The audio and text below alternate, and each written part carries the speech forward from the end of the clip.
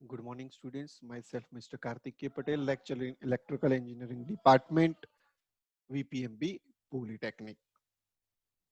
Subject name is Electrical Traction System. Unit is 5, Feeding and Distribution System. Topic name is Minimization of the Leakage Current. Now, the objective of the today's session is the introduction about the leakage current, many methods of minimizing the leakage current, conductor rail, connected booster transformer, return feeder booster transformer, DC distribution system, and DC substation. Now, first, okay, methods of minimizing the leakage current through the path. Now, the last sessions we are study regarding the leakage current, yeah, conductor rail return current and harmonics effect and conductor return current effect, so that the major effect are on a communication line, so that the return current can which flow through a rail path leaks the current through the ground. Yeah, harmonics of the AC tractions create the interference in a communications lines and corrosion of the cells. It becomes a necessary to avoid the flow of leakage current through the ground. The booster is used to maintain the voltage drop in a return current path within the permission limits, so that the here there are the different systems for the methods. Then first one is a DC system. તો DC system ની અંદર DC generator નો utilize કરવામાં આવે છે as like as a negative booster, and send that the AC system. તો AC system ની અંદર બે different methods છે, rail connected booster transformer and return feeder booster transformer. The first one is we have studied the negative booster. This method is used for the DC system.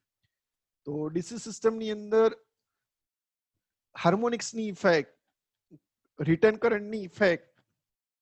તો તમે આ screen ઉપર જે figure જોઈ રહ્યા છો કે આ તમારો જે મેં રેડ ગ્રીન કલર ની લાઈન કરી છે એ તમારો ટ્રોલી વાયર, ધેટ મીન્સ કે ઓવરહેડ ટ્રાન્સમિશન વાયર અથવા કેટેનરી સિસ્ટમ છે.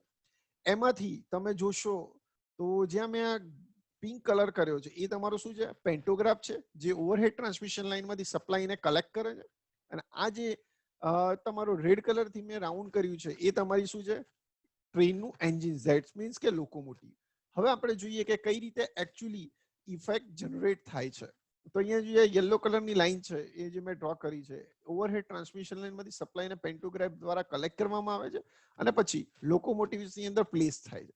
જ્યારે સિસ્ટમ વર્ક ક્યારે કરશે કે એને નેગેટિવ, ધેટ મીન્સ કે રિટર્ન પાથ પડશે ત્યારે. તો તમે અહીંયા જોશો તો અહીંયા by use of the wheels, અને આ તમારું જે રેલવે ટ્રેક છે જે આયર્ન મટીરિયલ્સનો બનેલો છે એ તમારો શું કરશે, રિટર્ન પાથ પ્રોવાઈડ કરશે. હવે પછી શું થાય છે, જ્યાં મેં તમને અહીંયા બ્લુ કલરની લાઇન્સથી ડ્રો કરું છું કે આ અર્થિંગ થાય છે. અર્થિંગ થવાના કારણે અહીંયા જે છે એક આ જે રિટર્ન કરંટ છે એ અર્થમાં જાય છે, બરાબર છે. એટલે અર્થની અંદર શું થાય છે, સ્પ્રેડ થાય છે, બરાબર છે. હવે સ્પ્રેડ થાય અને અહીંયા તમે જોશો કે નિયરર રેલવે ટ્રેકની આજુબાજુ કોઈ અંડરગ્રાઉન્ડ સિસ્ટમ્સ, કેબલ્સ અથવા પાઇપ, પાણીની પાઇપ પણ હોઈ શકે છે, ગટર લાઇન પણ હોઈ શકે છે, કોમ્યુનિકેશન લાઇન પણ હોઈ શકે છે, સિગ્નલ લાઇન્સ પણ હોઈ શકે છે. તો એની આ જે લાઇન્સ છે, જે અમે ગ્રીન કલરની લાઇન ડ્રો કરી છે અને as well as the red કલરની જે લાઇન ડ્રો કરી છે, એની ઉપર કરંટની જે છે એ ઇફેક્ટ જે છે એ જનરેટ થાય છે. કરંટ જે છે એનું બોમ્બાર્ડિંગ એની આઉટર સરફેસ ઉપર થાય છે અને આઉટર સરફેસ થવાના કારણે, બરાબર છે, આઉટર સરફેસ થવાના કારણે અહીંયા જે છે એ કોરોઝન ઇફેક્ટ જે છે એ જનરેટ થાય છે. અને કોરોઝન ઇફેક્ટના કારણે આ તમારી જે લાઇન્સ છે એ શું થાય છે, ડેમેજ થવાની શક્યતાઓ છે. તો આ જે કરંટ જે અહીંયા હું તમને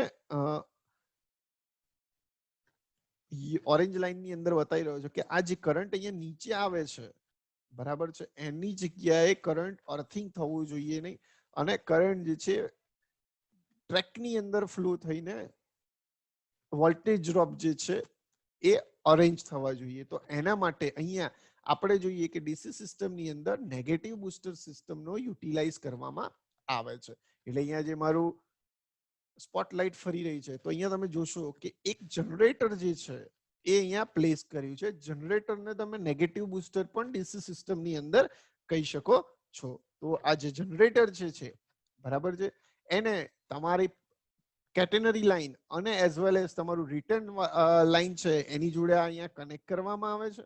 અને કનેક્ટ જ્યારે કરવામાં આવે છે, get it?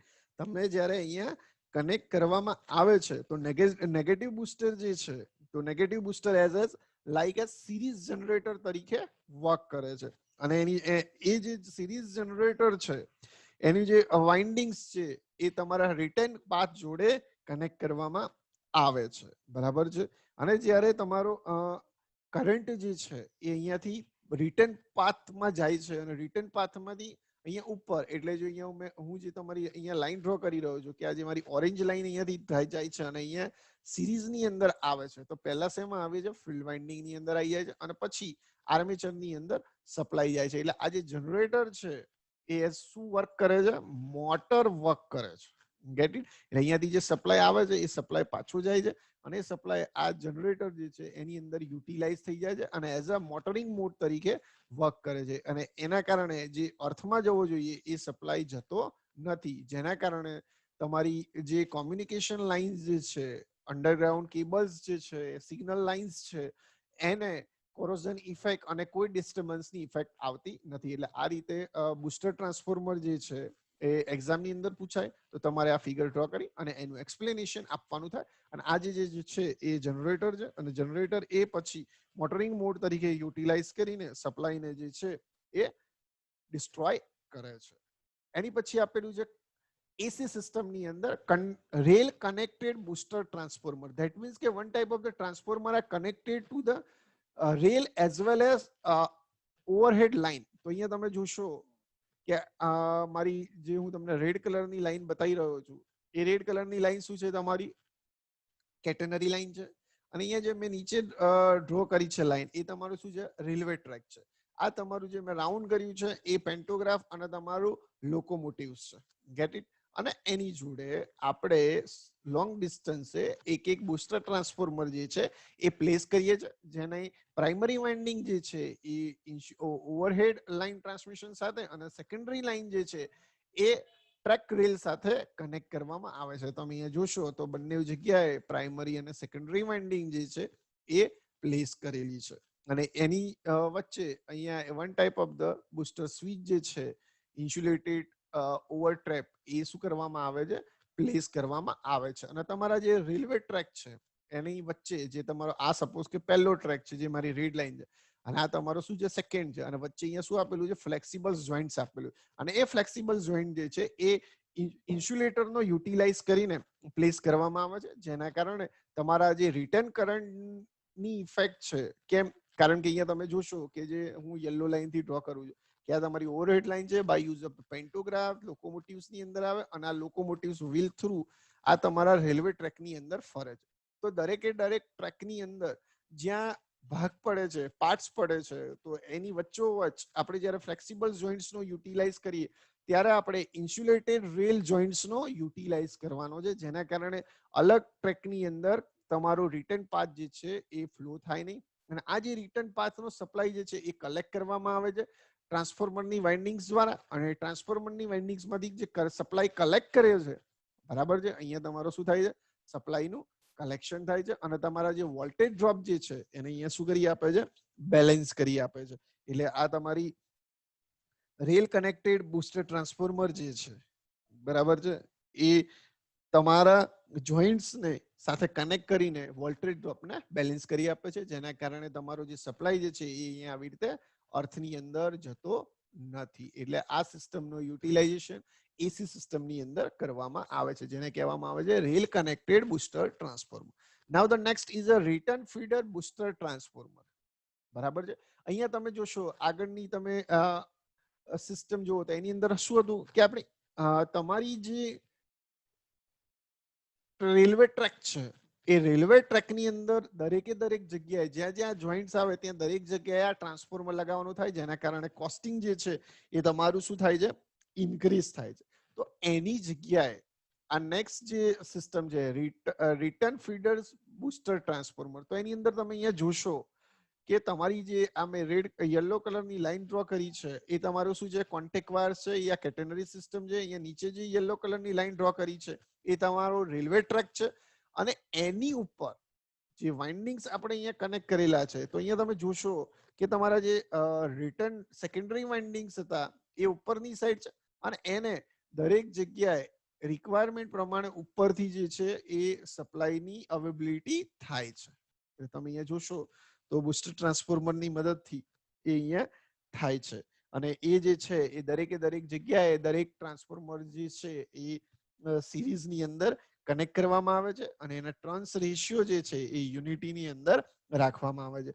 ધેટ મીન્સ કે રિટર્ન ફીડર જે છે એ દરેકે દરેક ટ્રાન્સફોર્મરની જે વાઇન્ડિંગ્સ જે છે એની સાથે કનેક્ટ કરવામાં આવે છે, અને આ જે મેથડ્સ છે એ વાઇડલી યુઝ થાય છે અત્યારની લેટેસ્ટ ટ્રેક્શન સિસ્ટમની અંદર, કારણ કે નંબર ઓફ ટ્રાન્સફોર્મર્સ જે છે એ અહીંયા ઓછા થઈ જાય છે, અને અહીંયા જે છે એ કન્ટિન્યુઅસલી સપ્લાયની અવેબિલિટી થાય છે, અને જે રિટર્ન પાથ છે બરાબર છે, જે રિટર્ન પાથ છે એ તમને ઇઝીલી અવેલેબલ થાય છે, જેના કારણે હાર્મોનિક્સની જે ઇફેક્ટ છે એ અહીંયા મેક્સિમમ રિમૂવ થાય છે. એટલે આ જે સિસ્ટમ જે છે એ રિટર્ન ફીડર બુસ્ટર ટ્રાન્સફોર્મર કહેવામાં આવે છે. આગળની જે મેથડ્સ હતી બરાબર છે, જે રેલ કનેક્ટેડ કે જે તમારા રેલવે ટ્રેક જોડે વાઇન્ડિંગ કનેક્ટ કરવામાં આવતું હતું, જ્યારે અહીંયા રેલવે ટ્રેક જોડે વાઇન્ડિંગ કનેક્ટ કરવામાં આવતું નથી, જેની જગ્યાએ આપ અલગથી રિટર્ન ફીડર જે પ્લેસ કરીએ છે. Now the DC distribution system. In the DC distribution system, the traction, the main components are the DC substation, substation equipments and their function, location of the substation, factor affecting a site selection of substation. તો distribution system છે જેની અંદર આપણે DC supply જે છે એ transmit કરીએ છીએ, અને ડીસી સપ્લાયને ટ્રાન્સમિટ કરીને ડીસી સપ્લાયનું by use of the substation DC સપ્લાયનું ડિસ્ટ્રીબ્યુશન કરવામાં આવે છે. એસી સિસ્ટમની અંદર આપણે શું જોઈએ છે કે એસી સપ્લાય આવે છે, એસી સપ્લાય આવીને ડીસી સબસ્ટેશનની અંદર રેક્ટિફાયર યુનિટનો યુટિલાઇઝ કરીને ડીસીની અંદર કન્વર્ટ કરવામાં આવે છે, અને એ ડીસી સપ્લાય જે છે એ ડિસ્ટ્રીબ્યુશન સિસ્ટમ દ્વારા ફ્લો કરવામાં આવે છે. અને મેઇન જે ઇમ્પોર્ટન્ટ ફેક્ટર્સ છે તો એ છે સબસ્ટેશન, એના ઇક્વિપમેન્ટ્સ, લોકેશન અને spacing and selection of location of substation.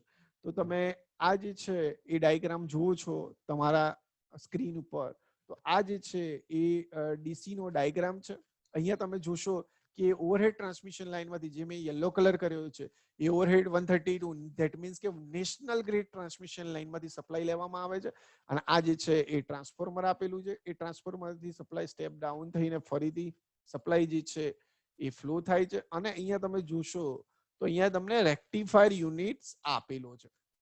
Rectifier યુનિટ્સનો મતલબ શું થાય, તો ધેટ મીન્સ રેક્ટિફાયર અને ચોક કોઇલ, ધેટ મીન્સ કે ફિલ્ટર, એટલે રેક્ટિફાયર પ્લસ ફિલ્ટર સેટ જે હોય એને શું કહેવામાં આવે છે, રેક્ટિફાયર યુનિટ અથવા rectification unit.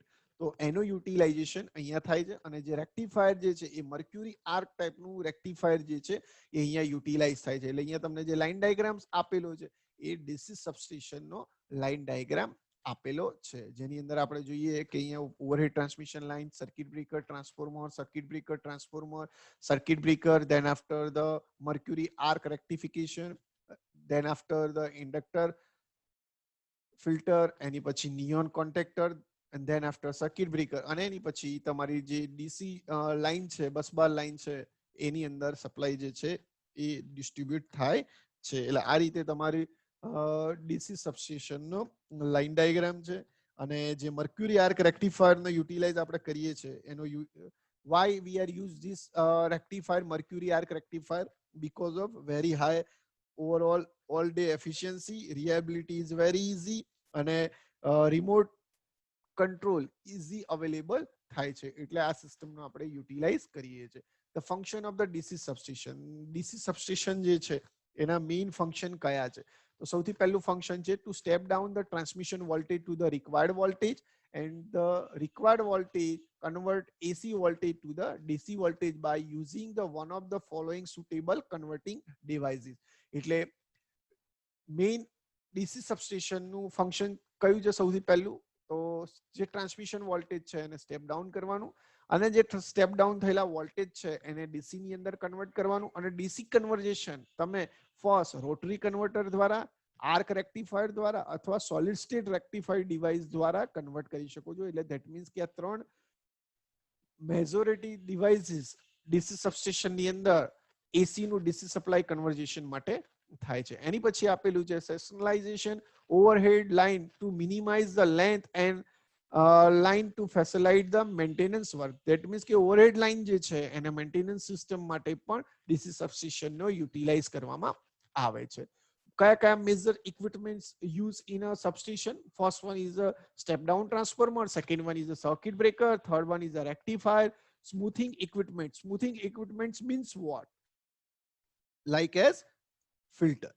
Then after neon contactor. Neon contactor શું છે? One type of the switch છે જે 150 વોલ્ટ કરતા ઇન્ક્રીઝ થાય જ્યારે ડીસી સપ્લાય, બરાબર છે, ત્યારે નિયોન કોન્ટેક્ટર સ્વિચ જે છે એ કનેક્ટ કરવામાં આવે છે, અને એ કનેક્ટ જે છે એ રેલ ટુ અર્થની વચ્ચે કરવામાં આવે છે. અને auxiliary live frequency tripping transformer and light load રજિસ્ટરનો યુટિલાઇઝેશન આની અંદર. એટલે આ રીતે મેજર ઇક્વિપમેન્ટ જે છે એ યુટિલાઇઝ થાય છે. તો આજના સેશનની અંદર આપણે કયા કયા પોઈન્ટ્સ ડિસ્કસ કર્યા કે લીકેજ કરન્ટ્સ, એની મેથડ્સ, એસીની, ડીસીની, DC distribution system and DC substation. તો એક્ઝામને રિગાર્ડિંગ જે પોઈન્ટ્સ છે તો એ જે છે એ તમારા આ જે છે બે મેથડ્સ છે, railway connected rail connected booster transformer, return feeder booster transformer, અને એક મોસ્ટ ઇમ્પોર્ટન્ટ અધર જે છે એ નેગેટિવ બુસ્ટર છે, બરાબર છે. એ શું છે? નેગેટિવ બુસ્ટર સિસ્ટમનો યુટિલાઇઝ થાય છે. અને ડીસી સબસ્ટેશનની અંદર કયા કયા મેજર ઇક્વિપમેન્ટ્સ યુટિલાઇઝ થાય છે તો એ તમારે યુનિવર્સિટી એક્ઝામની અંદર T2 યા 3 માર્ક્સની અંદર પૂછાઈ શકે છે. તો thank you very much for joining a session. Have a nice day. C you soon.